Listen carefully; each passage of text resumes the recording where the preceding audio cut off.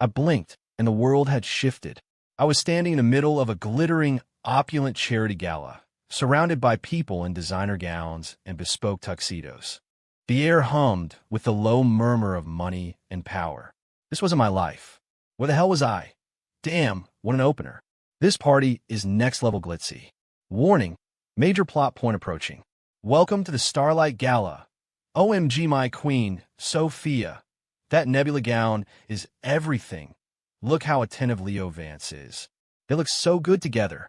A semi-transparent comment feed scrolled across my vision, like a Twitch stream overlaying reality, complete with gaudy emojis.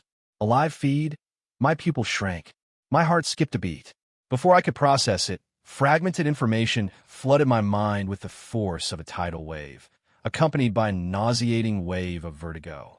Ethan Thorne. That was my name now. I was the male lead in some trashy corporate romance novel I'd read once. A male lead who was deeply, hopelessly in love with the heroine, Sophia Sterling. A textbook, nice guy, who did everything for her in the shadows but never had the guts to say it. A top-tier chump whose only purpose was to suffer. In the original story, he silently protected Sophia, deflected countless attacks, and solved endless problems for her, only for her manipulative assistant, Leo Vance, to swoop in and take all the credit. Ultimately, Leo scammed Sophia out of her family fortune. After learning the truth, she couldn't handle the blow and jumped from the roof of her corporate headquarters. And Ethan Thorne, that pathetic waste of a character, watched it all happen, then drank himself into an early grave. And now, I was that pathetic waste of a character. There goes the hero, playing the strong, silent type again, staring from the corner like a damn creep. Useless, he's the ultimate tool, just paving the way for Leo to win. If it weren't for his face, I would have dropped this book ages ago. So frustrating. The live feed kept scrolling, the words like needles stabbing in my eyes. My gaze involuntarily followed the original character's instincts. Across the room, Sophia Sterling was holding a champagne flute, her smile dazzling as she networked. A deep blue gown studded with diamond chips clung to her stunning curves, and her skin seemed to glow. She was, without a doubt, the center of the universe in this ballroom. And beside her, in a crisp white suit, looking every bit the charming gentleman, was Leo Vance. He was leaning in, listening intently to Sophia, his eyes filled with a focused, gentle adoration. To anyone watching, they looked like the perfect couple. HHH, I ship Leo and Sophia so hard. Throwing away the key, he's handsome, she's beautiful. That's a power couple. Ethan who? Leo is so thoughtful, always running interference for her with pushy investors. I love him. Screw Leo and Sophia. And screw thoughtful. A wave of nausea churned in my stomach, so intense I almost gagged. It wasn't just my own disgust. It was the residual despair and agony of the original Ethan Thorne threatening to drown me. This was the moment. In the original plot, this was the gala where Leo first drugged Sophia. He'd planned to pretend to help her to a room to rest, intending to force himself on her. The original Ethan, worried about her, followed and burst in, stopping him. Leo, failing his primary objective, turned the tables. He accused Ethan of being the one who drugged her and had reporters ready to frame him. Sophia believed Leo, slapped Ethan across the face, and their relationship shattered for good. This time, I didn't move to mingle. I stood my ground, my eyes locked on Leo's hand as it rested near the rim of Sophia's champagne flute. His pinky finger moved, an almost imperceptible flick. That's it. Oh, here we go. The main event. He's spicing up the drink. Leo's hand is quick. If you weren't watching for it, you'd never see it. Sophia, don't drink it. Don't. God, this is killing me. Why shouldn't she? Being with Leo is 1,000 times better than being with a block of wood like Ethan. Completely unaware, Sophia tilted her head back and downed the champagne. Leo barely bothered to hide the triumphant smirk that flashed across his face. A few moments later, Sophia swayed, rubbing her temples with a look of discomfort. Leo immediately moved in, his face a mask of concern, asking what was wrong. I slammed my glass down on a nearby table. Music, laughter, the frantic scrolling of the live feed. It all faded away.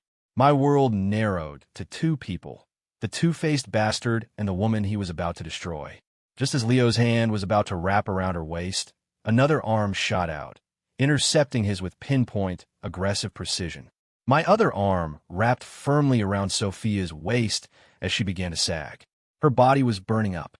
Her consciousness was already fading. She leaned into my chest, her warm, wine-scented breath ghosting against my neck. The perfect smile on Leo's face froze. A flicker of shock and raw fury passed through his eyes, so fast you could have missed it. "Mr. Thorne, what are you doing?" "That won't be necessary, Leo," I said, my voice ice cold. My arm tightened, pulling Sophia fully into my embrace and boxing him out. "My fiancée needs me. I'll take care of her myself." Fiancée? What chapter did I miss?" "Yeah, since when are they engaged? I don't remember this at all. Is Ethan insane? When did he grow up hair?" "Oh, staking his claim. I don't know why, but this is kind of hot."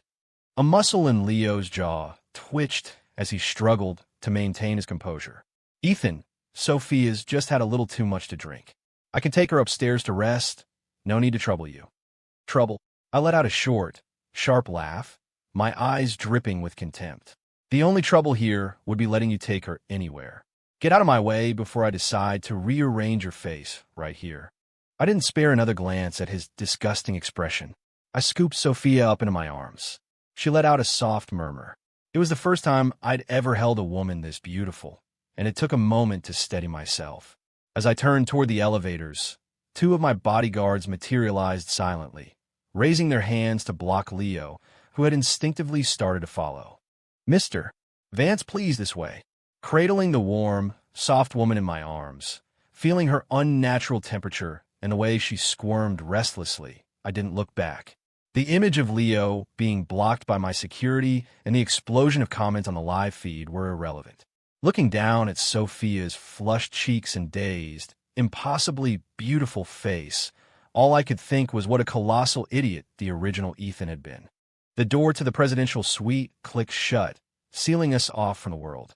I laid her down on the massive bed, its surface so plush she sank into it.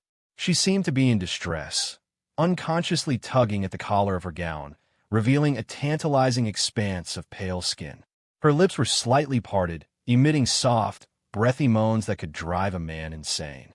I stood by the bed, loosening my tie, looking down at the woman the original Ethan had never dared to touch.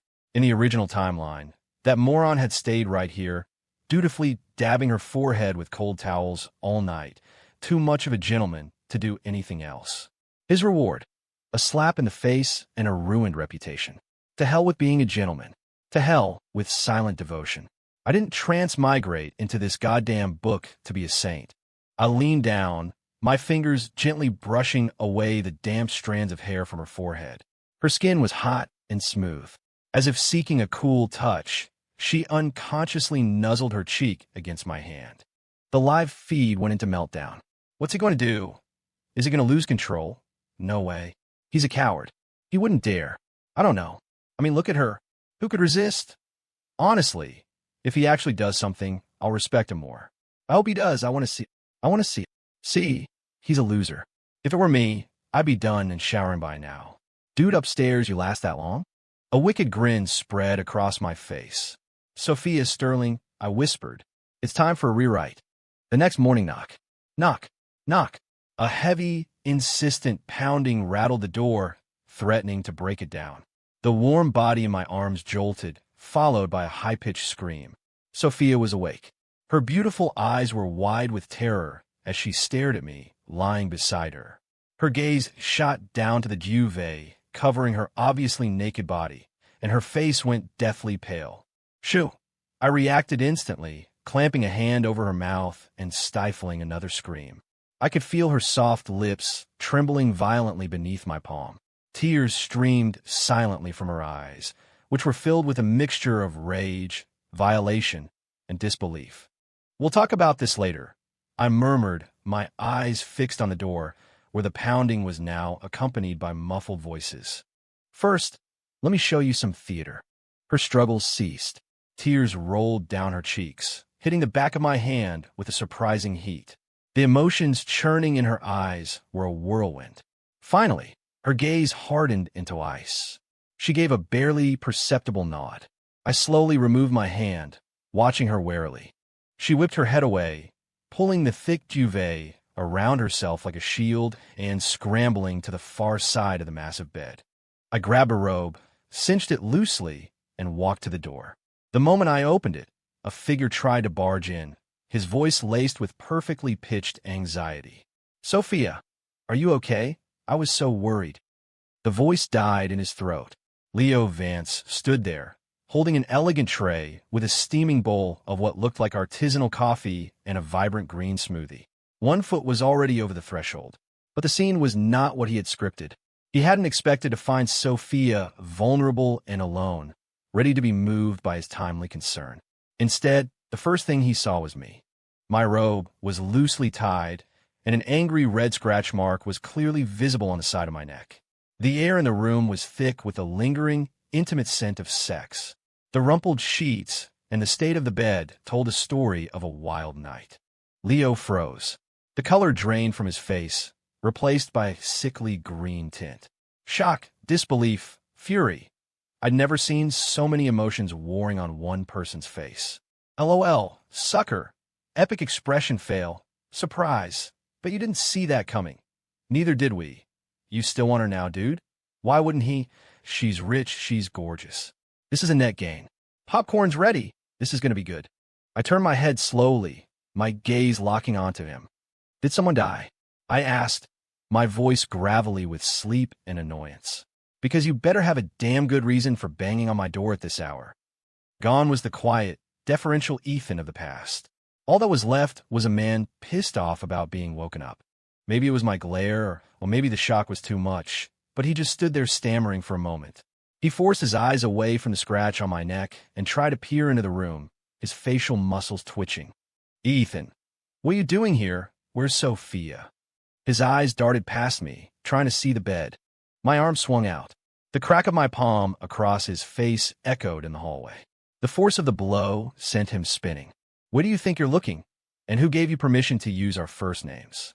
Technically, as her assistant, he should have been calling me Mr. Thorne and her Miss Sterling. But he'd gotten comfortable, and the familiarity had become a tool. The slap seemed to scare him back to his senses. He quickly averted his gaze. I'm sorry, Mr. Thorne. I heard Ms. Sterling was very drunk last night. I was worried, so I brought her some coffee." Slap. Another, even louder slap. "My fiancée needed you to be worried about her. Who the hell do you think you are?" I glanced back at the bed. I saw Sophia flinch. "Fiancée? Again? When did this happen? Beats me. Is this still a tragic romance? Feels more like a revenge fantasy now. It's official." Leo's face is turning greener than that smoothie. Huh.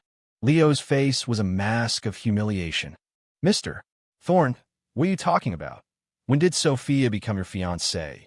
I know you have feelings for her, but you can't just take advantage of her when she's drunk in." And he let his words hang in the air, pregnant with insinuation, while his eyes darted nervously toward the end of the hall, as if signaling for backup. "And what?" I interrupted, straightening up to my full height, towering over him. "Do I need to report the details of my relationship with Sophia to you? Or do you think you know better than me whether my woman needs what did you call it? A coffee of questionable origin." Questionable origin. Leo's voice shot up, full of indignant fury, loud enough for everyone on the floor to hear. "Ethan, how could you say that? I was just concerned about Sophia. You practically dragged her up here last night, and she was in no state to consent. As her friend and colleague, am I wrong to worry she's been taken advantage of? If you really cared for her, you wouldn't put her in this kind of compromising position. You owe her an explanation." His eyes kept glancing down the hall. A clear signal.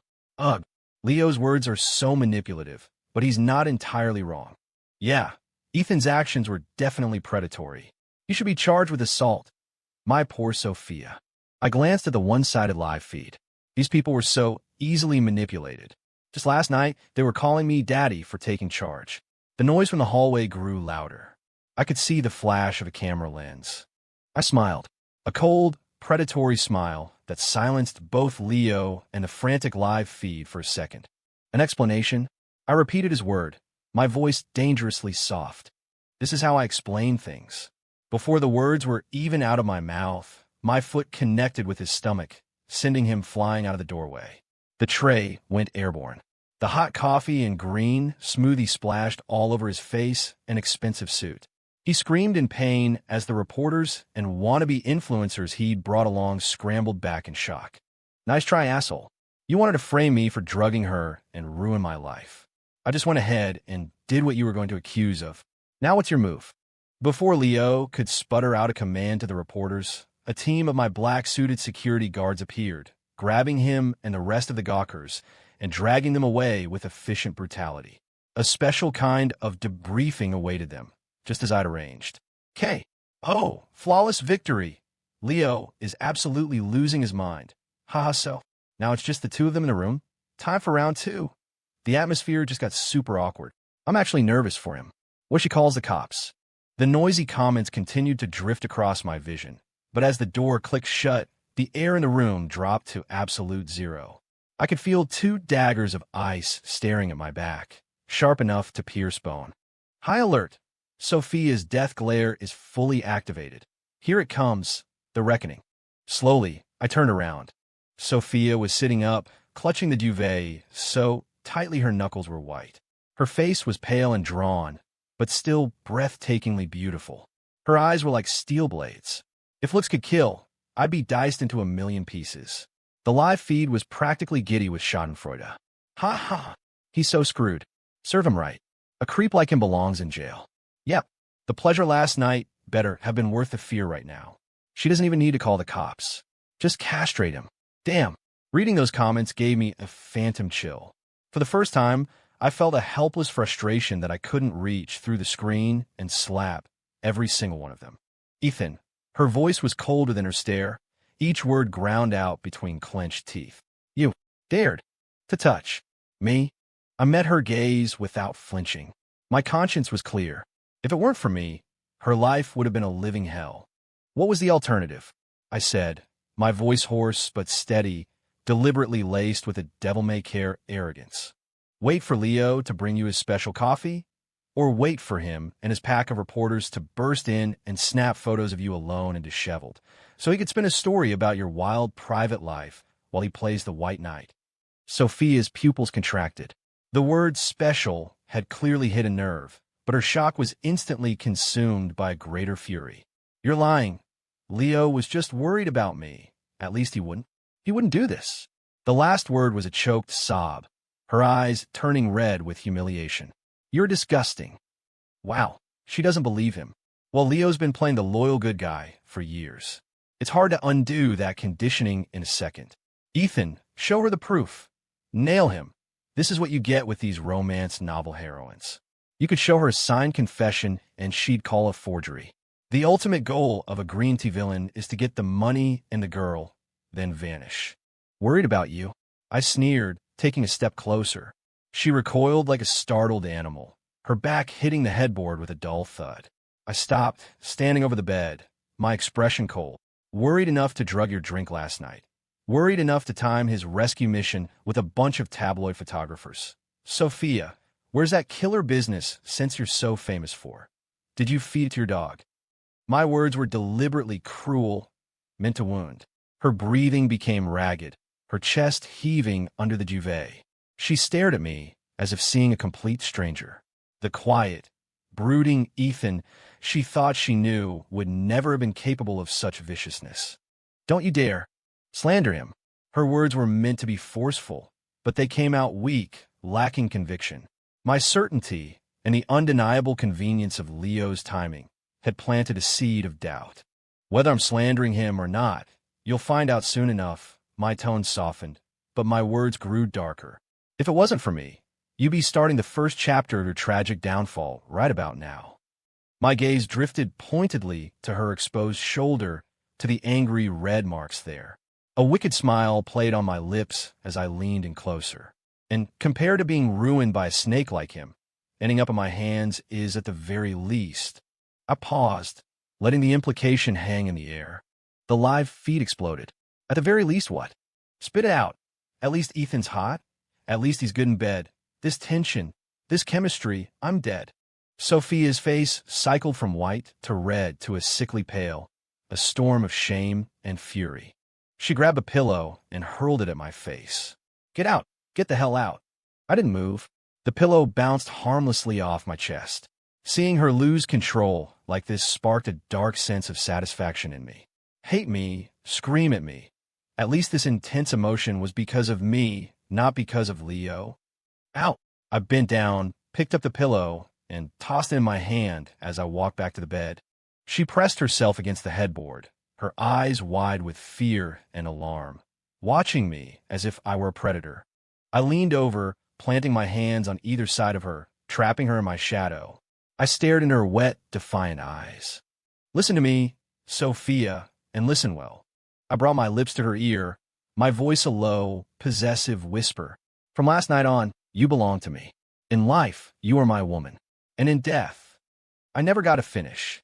The woman in my arms erupted, not with a half-hearted protest, but with a desperate, frantic struggle. Her nails raked across my arms and chest, leaving burning trails of pain. Let go of me, you animal, bastard. I hate you. I hate you, she screamed, her voice breaking. My own temper flared. I shoved her back against the mattress. An hour later, the fight was gone from her.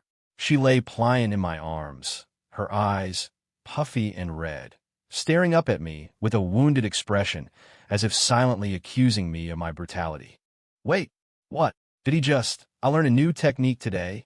Be right back, I's gonna go try this. It's been 2 hours. How's the guy above me doing? Tried it. Now deceased. Is this the same sappy romance I started reading? When did it turn into this? The live feed was giving me a headache. I took a deep breath, trying to quell the strange irritation bubbling inside me. My arms only tightened their hold, pinning her down. Listen to me, I said, my voice flat. Crying won't solve a thing. Your little assistant is ambitious. He took a major loss today, but he's not going to give up. He's going to get even more desperate to win you back. You need to be careful. With that, I got dressed and walked out without a backward glance. She lifted her head, watching me leave. The hate in her eyes was gone, replaced by confusion and a flicker of contemplation. She was no fool. My words, combined with Leo's spectacular failure of a performance, had finally started to crack his facade. The door clicked shut behind me. The hallway was already pristine, as if the morning's drama had never happened. But I knew Leo wouldn't back down easily, and Sophia's lingering soft spot for him would be a problem. Looks like I'd have to handle it myself. The live feed was still buzzing with speculation. I ignored it and stepped into the elevator. The game was on. He's just leaving. Not even going to comfort her. What a clueless guy. Comfort her? Did you not see that I want to kill you look in her eyes? He forced her, but at least he quenched his thirst. This is going to bite him in the ass later. I can't wait for him to have to grovel. Yes, set the fire. Burn it all down. I live for the drama. Grovel. I scoffed internally. Not a chance. This time, she was going to come to me. But first, I had to eliminate the Leo problem. Permanently. I walked out of the elevator, pulling out my phone and making a series of calls. The pieces were in motion. All I had to do was wait. The report started hitting my phone the next day. I sat on a couch in my office, scrolling through the messages. All contracts previously managed by Leo Vance are to be put on indefinite hold. For contracts already signed but not yet executed, all terms are to be re-audited. Freeze all payment schedules. Contact a trusted forensic accounting firm. Form a special task force under the guise of an annual corporate review. They're to embed themselves in Vance's departments immediately. I want every financial record, every business contract, every expense report from the last 3 years. I want to know where every single penny went. Of course, all of this had been approved by a very quiet, very subdued Sophia. I also had a team looking into Leo's family, and what they found was pure gold. He had an alcoholic father with a history of violence and a younger brother with a crippling gambling addiction. Almost all the money Leo had embezzled from the company had been funneled to those two. The moment Leo's cash flow stopped, his family situation would become explosive. The more I read, the more I cursed the original Ethan. He had done so much for this company, only to keep his mouth shut like a damn clam. letting this manipulative parasite claim all his victories. Leo hadn't just won Sophia's trust. He had lined his pockets very, very well. I actually laughed out loud, a bitter, angry sound. You took my money, you took my credit, and you tried to take my woman. Your exit is not going to be graceful. All that anger needed an outlet. I picked up the phone and dialed Sophia. She answered on the first ring. What is it? Her voice was soft, cautious. A slight smile touched my lips. I'm in a bad mood. Keep me company. There was a pause. I have a lot of work today, but you can pick me up tonight. Of course, babe. I have something to show you anyway. That evening, after dinner in my penthouse, I handed Sophia the files. She read them in silence for a long time. The person she had seen as the company's greatest asset was, in fact, its biggest cancer. Finally, she looked up, her face a pale, emotionless mask. Do what you have to do. The next few days were the calm before the storm. Just as I predicted, Leo began a frantic campaign to win back Sophia's trust. He'd invested years in this charade and wasn't about to see it all crumble. He couldn't get a hold of Sophia. His calls were blocked. His texts, full of urgent warnings about the risks of pausing his projects and professing his undying loyalty to the company, went unanswered. Leo is losing it. Block him on all platforms. Ethan, you beautiful bastard. And Sophia, is she really just going along with this? Meanwhile, my relationship with Sophia was making glacial progress. She had moved into my penthouse, taking the guest room farthest from the master bedroom. We lived under the same roof, but she still flinched if I got too close. We were starting over, slowly. I wasn't in a hurry. She was already mine. Where could she run? Every day, I had my chef prepare her favorite dishes and leave them for her in the dining room. When she worked late into the night, my housekeeper would bring her warm soup and herbal tea, along with an inside note. Trying to go blind?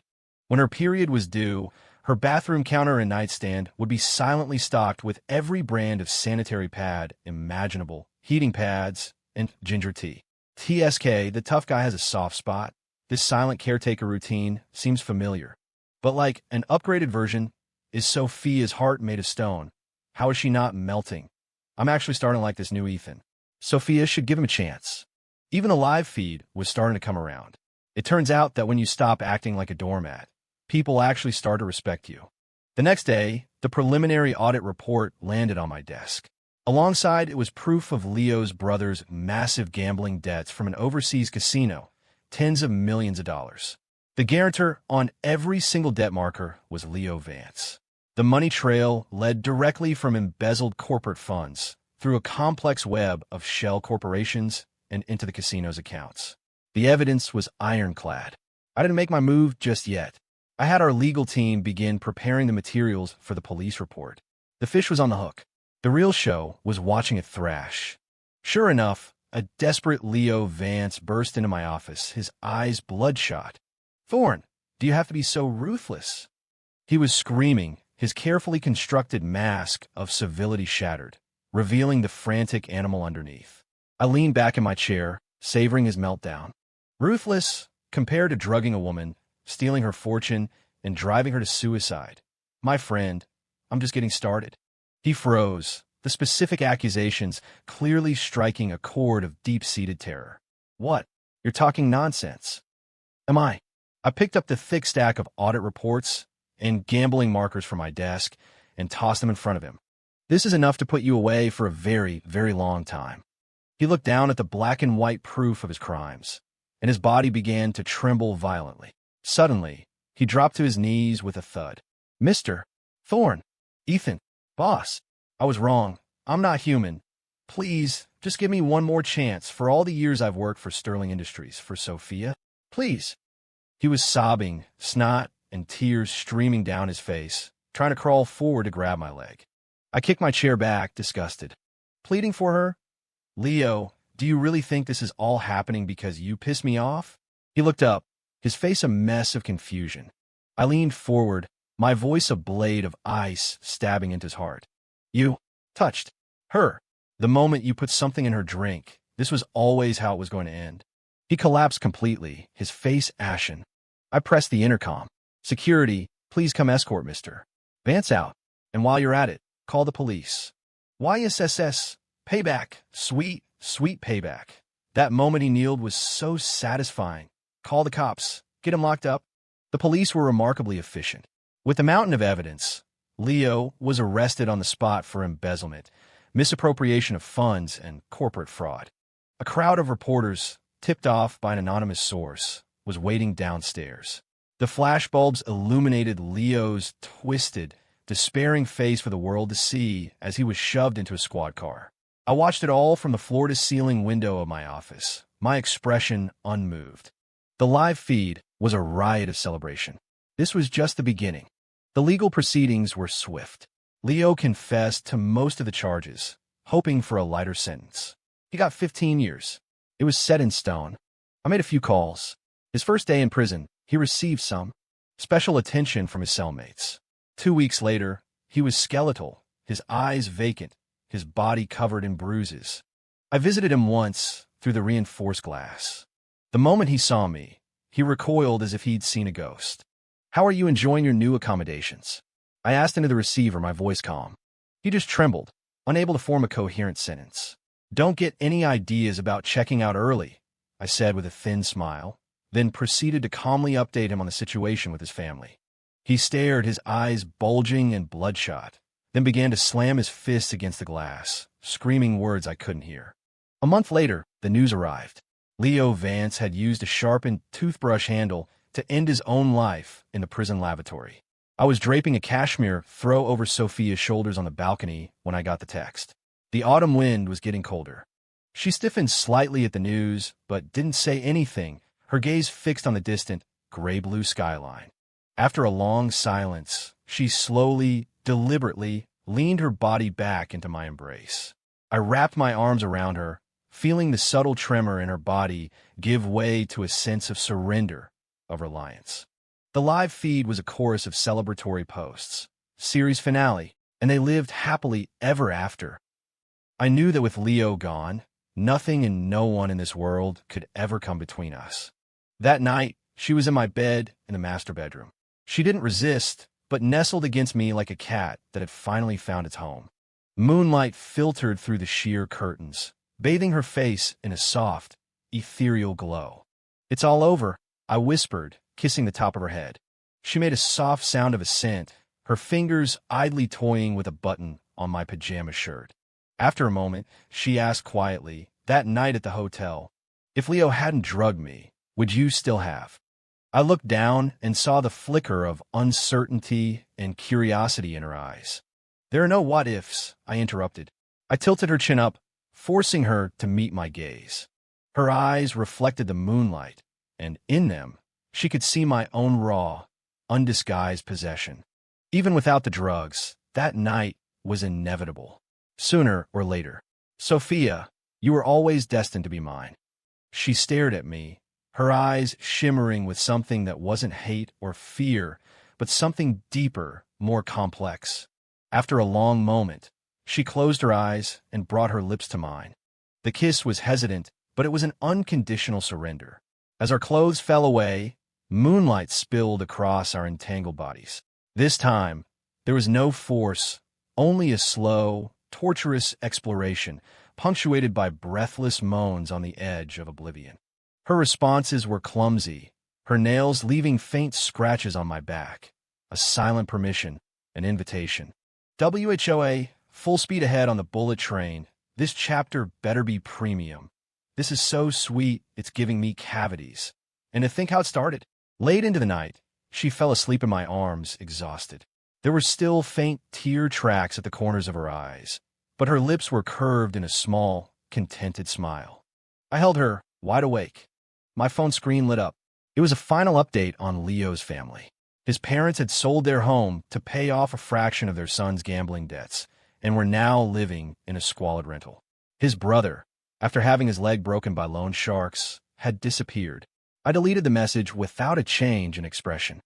Outside, the city lights burned bright against the darkness. The woman in my arms slept soundly, her breathing even and deep. The live feed comments had long since faded away. The system notifications had fallen silent. I leaned down and pressed a soft kiss to Sophia's forehead. The story was over. No, our story had just begun. End.